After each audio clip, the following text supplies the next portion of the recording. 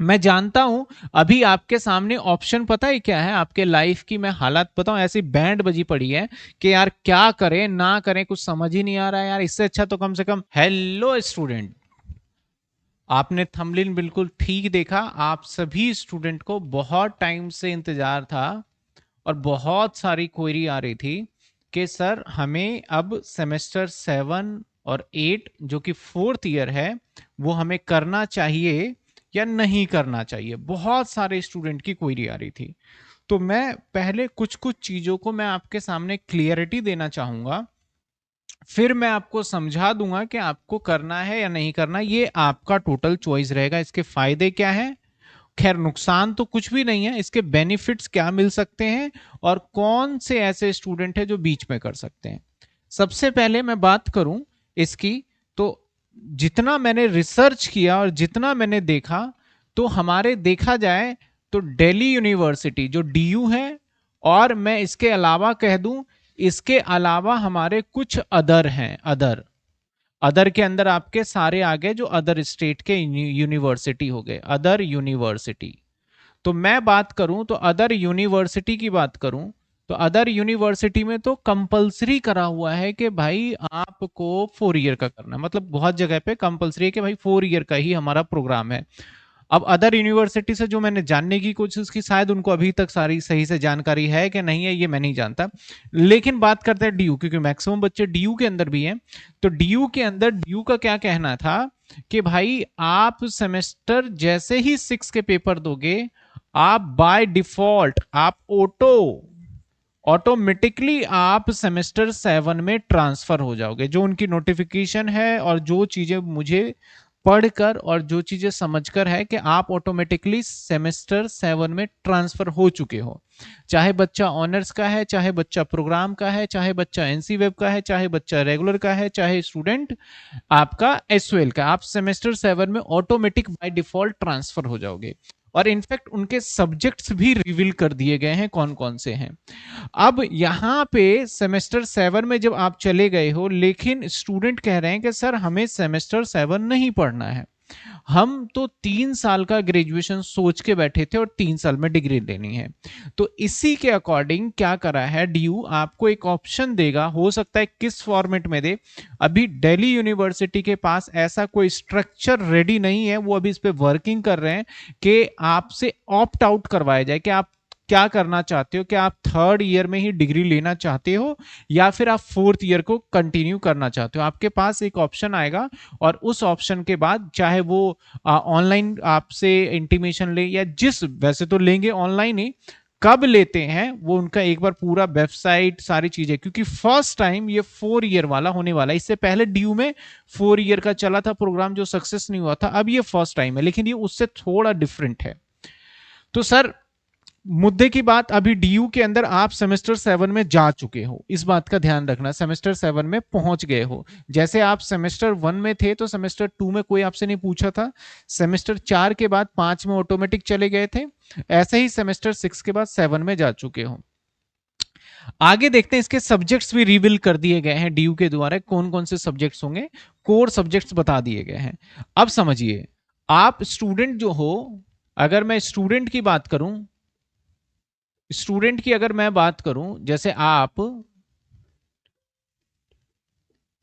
अगर मैं जितने भी स्टूडेंट्स हैं उनकी मैं बात करूं, तो हमारे लाइफ में, मैं स्टूडेंट क्या, मैं अपने ऊपर ही प्रैक्टिकल एग्जांपल ले लेता हूं कि हम चाहते क्या है हमारे लाइफ में, हमारे क्या गोल है। जब आप इस एज पे आ चुके हो, एक आप ऐसे सिनेरियो पे पहुंचे हो जहां पे अब आपके लिए मायने रखता है आपका करियर। 10th तक हमारा बचपना चला गया और 11th 12th में हमने अपने आप को थोड़ा एक प्रोफेशनल लाइफ बनाने की कोशिश करी और 3 साल ग्रेजुएशन तक वही बनाया। अब आपको नीड है एक नौकरी की, और आपको जो जॉब की तलाश है ना, मैं अगर आपको टाइम बताऊं तो आप चाहते हो 2 साल के अंदर, क्योंकि आपके पेरेंट्स ना इससे ज्यादा अलाउड नहीं करते हैं मैक्सिमम बच्चों को, आपको, और बहुत बच्चों को तो शायद अब अलाउड भी ना हो, उनको नौकरी करनी पड़ जाए। तो 2 साल का आपका इस तरीके से 2 ईयर का आपके पास टाइम अवेलेबल है।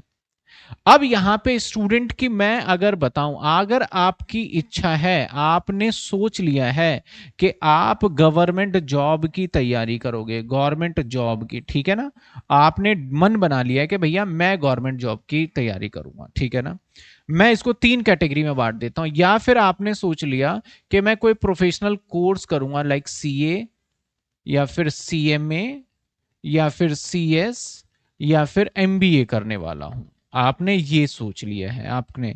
तीसरा, आपने सोचा ही नहीं कुछ और अभी आप थोड़ा कंफ्यूज हो कि क्या करना है। तो जिस बच्चे का सीधा फोकस गवर्नमेंट जॉब एग्जाम की प्रिपरेशन करना है, अब गवर्नमेंट जॉब एग्जाम के अंदर भी 2 पार्टीशन में आ जाता है। एक आ जाता है हमारा टीचिंग का और एक आ जाता है हमारा अदर का। ये 2 जॉब के हमारे पास ऑप्शंस अवेलेबल होते हैं गवर्नमेंट जॉब में। अब सर आपके पास तीसरा, पहला ये तीसरा, और जो हमारा अगला जो हमारा थर्ड पॉइंट है, आपको नहीं पता कि आपको क्या करना है। तो फर्स्ट ऑफ ऑल, जो बच्चे गवर्नमेंट जॉब की तैयारी करना चाह रहे हैं टीचिंग के अलावा अदर में, जैसे सीजीएल हो गया, यूपीएससी हो गया, पीसीएस हो गया, आप में से बहुत सारे स्टूडेंट जो ये करना चाह रहे हैं, तो उसके लिए 4 ईयर में एडमिशन नहीं लेना है। आपके सामने ऑप्शन आएगा, आप वहां पे फिल कर दीजिएगा, क्विट करके डिग्री ले लीजिए, नो नीड, आपको कोई जरूरत ही नहीं है। तो एक तो पहला आपको पॉइंट क्लियर हो गया, सिर्फ मैंने इसके बात करी है। दूसरा पॉइंट, अगर आपने प्लान कर रखा है या फिर आप एडमिशन ले चुके हो किसी सीए में, सीएमए में, सीएस में और इन सब चीजों में, तो आपको भी 4 साल का प्रोग्राम नहीं करना है, क्विट कर दीजिए। आपको सोचना ही नहीं है यार, क्या 4 साल 7 सेमेस्टर है, दिमाग से निकाल दीजिए। अब तीसरा बचता है जिन बच्चे को अभी कुछ नहीं पता और कंफ्यूज है, वो उनको कहूंगा कि आप क्या करिए, सेमेस्टर 7 को कंटिन्यू करिए, सेमेस्टर 7 को क्या करिए, कंटिन्यू करिए। तो अब जो बच्चे हैं वो पूछेंगे सर हम सेमेस्टर 7 को कंटिन्यू आप करने के लिए कह रहे हो, लेकिन इसके क्या बेनिफिट्स होंगे, एटलीस्ट ये तो बताओ।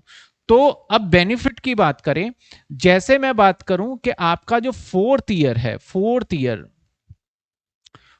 ईयर जो होता है ना आपका, 3 साल आपका नॉर्मल है, और 4th ईयर आप जैसे ही करते हो तो आप किस किस चीज के लिए एलिजिबल हो जाते हो वो मैं बता देता हूं।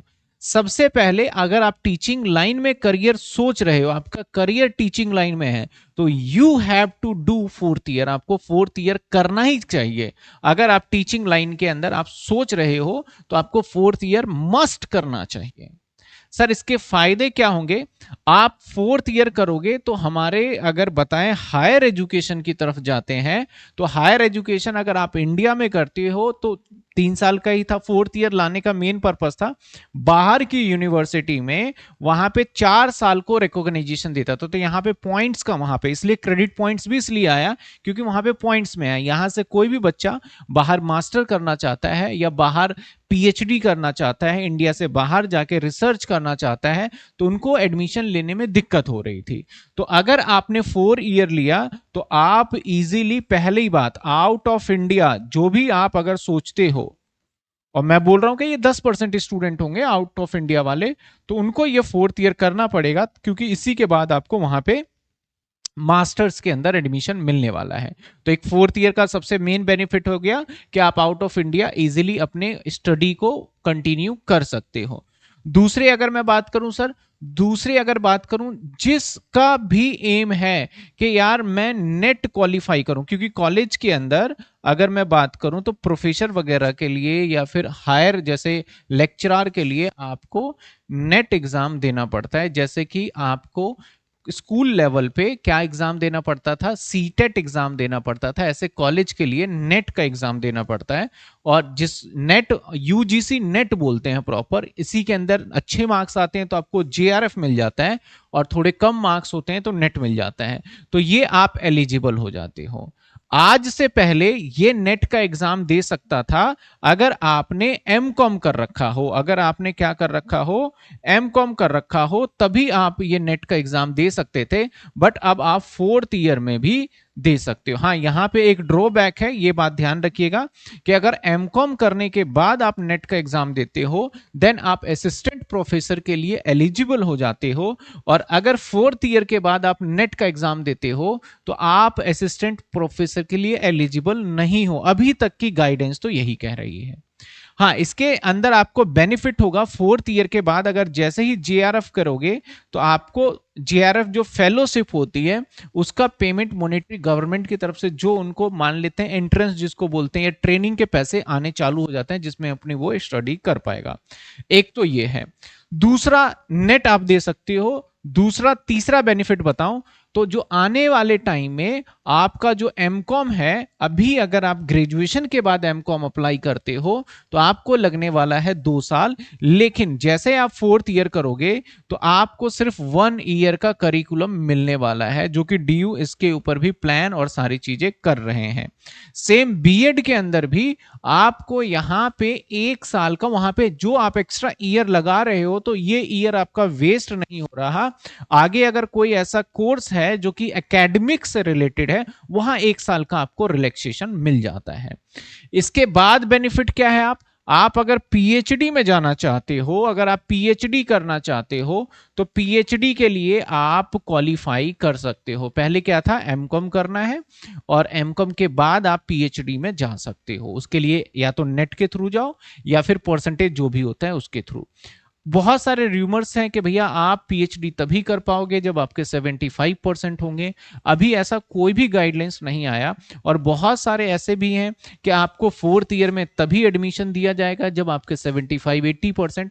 तो बड़े सारे जगह पे रूमर्स हैं ये। तो मैं सिंपली बोलना चाहूंगा कि देखो, 1 साल गर्ल्स के लिए स्पेशलिस्ट, जितने भी गर्ल्स है सुन लो, आप अगर सीए सीएस कर रहे हो, मैंने बताया अगर आप सीए सीएस कर रहे हो या गवर्नमेंट जॉब की तैयारी कर रहे हो, तो मैक्सिमम गर्ल्स के लिए, क्योंकि मेरे पास ऐसे भी बच्चे हो सकते हैं जो इस वीडियो को देख रहे हो जिनको जॉब की जरूरत ही नहीं है, उनका फैमिली बैकग्राउंड इतना स्ट्रांग है, नो नीड। तो उस गर्ल्स के लिए भी भैया आप अपनी क्वालिफिकेशन बढ़ा लीजिए 4th ईयर करके। आपके नाम अभी बाद में 1 साल का और मास्टर्स कर लेंगे आपको थोड़ा सा क्या होगा ये। दूसरा, जो स्टूडेंट मान लेते हैं कि पढ़ने का उनके पास बहुत अच्छे साधन नहीं है, फैमिली बैकग्राउंड इतना स्ट्रांग साउंड नहीं है, तो उन स्टूडेंट को भी कहूंगा कि 4th ईयर आप करिए। क्योंकि 4th ईयर के आपका ना 1 साल, 2 साल, 3 साल, 5 साल पता ही नहीं चलेगा। मैंने 2010 के अंदर मैंने अपना ग्रेजुएशन कंप्लीट किया था, 2010-11 के अंदर। अब मैं सोचता हूं ना कि मुझे 15 साल हो गए यार, तो मुझे बड़ा अजीब लगता है यार, 15 साल निकल गए पता भी नहीं चला। तो सेम ऐसे ही, मेरी बात को ध्यान रखना, आपके जैसे 3 साल पता नहीं लगे ना, ऐसे आपको बाकी के टाइम भी नहीं पता लगेगा। अगर इफ यू आर कंफ्यूज के क्या करना है तो गो विथ 4th ईयर में आप एडमिशन ले लीजिए, और 4th ईयर में एडमिशन लेने के बाद डिसाइड करते रहिए 1 साल, इतने आपका ये ग्रेजुएशन भी हो जाएगा। अगर आप एमबीए में सोच रहे हैं एडमिशन, क्योंकि एसओएल ने एमबीए निकाला है, तो गुड ऑप्शन है। मैं बॉयज के लिए स्पेशली कहना चाहूंगा कि अगर आपने गवर्नमेंट जॉब का नहीं सोचा है, टीचिंग करियर आपने नहीं चूज करना है, तो you should go with the MBA. आपको एमबीए में जाना चाहिए। एसओएल के फॉर्म अभी निकलेंगे, और 50 या 60 हजार रुपए साल की फीस है। आप एसओएल कॉरेस्पॉन्डेंस से एमबीए कर लीजिए, रेदर देन आप किसी आईपी यूनिवर्सिटी से कर रहे हैं या फिर और किसी यूनिवर्सिटी से कर रहे हैं, तो मेरे लिए बेस्ट है कि एसओएल करिए। बाकी एमबीए जो बेस्ट होता है वो होता है आपका जब कैट का एग्जाम आप देते हैं, उसके बाद जब आपकी रैंक आती है उसके बेसिस पे करते हैं, तो वो एमबीए बेस्ट, मतलब कि प्लेसमेंट अच्छी मिल जाती है। जैसे कि मैं दिल्ली यूनिवर्सिटी का अब रिनाउंस कॉलेज में बताऊं, एफएमएस के नाम से है, वो एमबीए करवाती है, तो वहां से बहुत बेस्ट रहता है, बहुत कम फीस है और इतना रेपुटेटेड कॉलेज है, आप सर्च करेंगे तो आपको पता चलेगा। तो सेमेस्टर 7 की बात कर रहे थे सर। सेमेस्टर 7 ये दोनों स्टूडेंट को तो बिल्कुल नहीं लेना, और जिन स्टूडेंट को समझ में नहीं आ रहा, गो विद सेमेस्टर 7। सेमेस्टर 7 में एडमिशन ले लीजिए, आपको पता भी नहीं चलेगा 7 और 8 आपके कब निकल गए हैं। और जिन बच्चों के खासकर, जैसे कि फॉर एग्जांपल किसी बच्चे के ईआर आ जाते हैं, वो पूरा पूरा साल वेट करते हैं कि यार अब ग्रेजुएट होगा, तो उन बच्चों के लिए क्या करा गया, जिस तरीके से आप सेमेस्टर 5 के अंदर या फिर सेमेस्टर 4 के अंदर कुछ पेपर में फेल थे तो सेमेस्टर आप 6 में जाके पेपर दे रहे थे, सेमेस्टर 6 तक तो पहुंचे। ऐसे ही अगर सेमेस्टर 6 के अंदर कुछ बच्चे कुछ पेपर में रह जाते हैं तो साथ के साथ वो सेमेस्टर 8 में कंप्लीट करेंगे और 5 वाला 7 में दे देगा। तो ये बड़ा एडवांटेज है कि अगर किसी बच्चे का ईआर रह गया हो तो उसके साथ कंपनसेट करके साल भी निकल, एक साल तो वेट वैसे भी करना था और एक साल के अंदर उसको एक एक्स्ट्रा क्वालिफिकेशन मिल जाएगा। बाद में आप चाहो मास्टर करना तो एक साल का हो जाएगा, बीएड करना वहां रिलैक्सेशन मिल जाएगा, शायद एमबीए में भी कुछ रिलैक्सेशन मिल जाए, और पीएचडी वगैरह अगर आप करना चाहते हो तो कर सकते हो। तो ओवरऑल अगर मेरे से कंक्लूडिव पूछेगा कि सर क्या करना चाहिए हमें, तो मैं कहना चाहूंगा आपका वही अगेन गवर्नमेंट जॉब है तो मत करिए, अगर आपका कोई प्रोफेशनल कोर्स है तो मत करिए, समझ में नहीं आता तो डू। आपका साल जब तक आपको समझ में आएगा तब तक आपके क्वालिफिकेशन में कुछ चीजें ऐड ऑन हो जाएगी, जिससे आपको फायदा ही होगा, नुकसान नहीं होगा, और मच एंड मच इतनी ज्यादा फीस भी नहीं है, आप कर लेंगे। आप जब डीयू जब ये होने लगेगा और सबको बेनिफिट मिलने लगेगा तो फिर बाद में देखिएगा इसमें भी बड़े मतलब के सेमेस्टर 7 में भी जाने के लिए कुछ ना कुछ परसेंटेज क्राइटेरिया जरूर रख देंगे। अभी फिलहाल के लिए तो ऐसा कोई नोटिफिकेशन नहीं है। होपफुली आपको क्लियरिटी मिली होगी। मेरा ओपिनियन है करना चाहिए। अगर सेमेस्टर 7, अब मैंने एमकॉम का बताया, चाहे बच्चा बीए का हो चाहे बच्चा बीएससी का हो, उस सबके लिए है, उनके अलग अलग करिकुलम है। तो मैं अगर सब्जेक्ट्स की बात करूं तो आपको मैं सब्जेक्ट्स भी दिखा ही देता हूं कि कौन से सब्जेक्ट्स आ गए हैं आपके इसमें। आपको चेक करना है डिपार्टमेंट ऑफ कॉमर्स, डीयू, ठीक है ना। आपको सर्च करना है department of commerce Delhi university.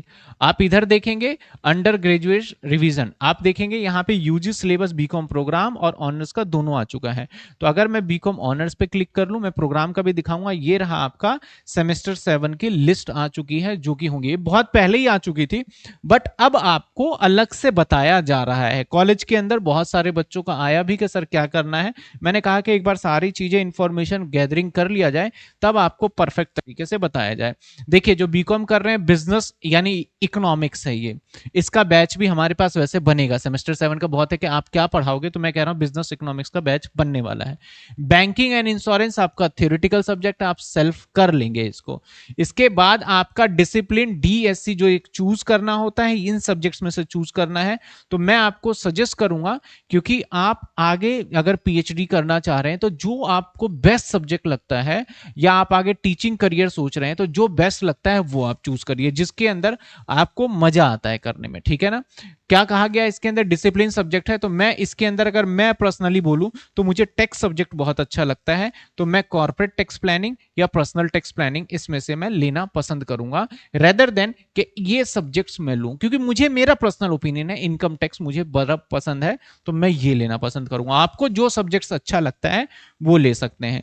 इसके बाद आ जाइए सर यहाँ पे आपका 8 सेमेस्टर की प्रिपरेशन बताई गई है। यहाँ पे आप कहाँ गया, ये रहा 8 सेमेस्टर का है। 8 सेमेस्टर में आपको फिर से इकोनॉमिक भारत मिल जाएगा, मतलब कुछ अलग है थोड़ा सा। इसके बाद फाइनेंशियल टेक्नोलॉजी एंड एनालिसिस, ये भी कोर सब्जेक्ट है, कोर सब्जेक्ट में तो मैं कुछ ही कह ही नहीं सकता।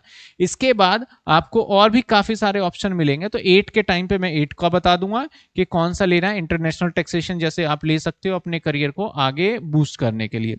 तो मेनली अभी ये डिसाइडेड नहीं है, 2 सब्जेक्ट्स तो कोर वाले तो डिसाइडेड हैं, नॉन कोर वाले सब्जेक्ट्स अभी तक डिसाइडेड ही नहीं है कि कौन से सब्जेक्ट्स आपको कॉलेज वाले देने वाले हैं, ठीक है ना। इसके हिसाब से सारा सिनेरियो रहेगा, तो आपका मेरे हिसाब से थोड़ा भी कंफ्यूजन दूर हुआ होगा। अब मैं टाइम टू टाइम इसको ज्यादा अपडेट करना चालू करूंगा, जैसे अपडेट मेरे पास आएगा मैं ज्यादा से ज्यादा आपको अपडेट करने की कोशिश करूंगा, ताकि आप सही गाइडेंस पे अपना करियर चूज कर पाए। मैं जानता हूं अभी आपके सामने ऑप्शन पता है क्या है, आपके लाइफ की मैं हालात बताऊं, ऐसी बैंड बजी पड़ी है कि यार क्या करें ना करें, कुछ समझ ही नहीं आ रहा है यार। इससे अच्छा तो कम से कम कॉलेज में थे इतनी टेंशन तो नहीं थी जितनी अब टेंशन हो गई है हमें। तो मैं समझ सकता हूं उस बात को। मैंने ऑनर्स का दिखाया, सेम मैं प्रोग्राम का दिखाऊं, प्रोग्राम का भी करिकुलम सेम ही है, सब्जेक्ट सेम ही है, कुछ भी अलग नहीं है।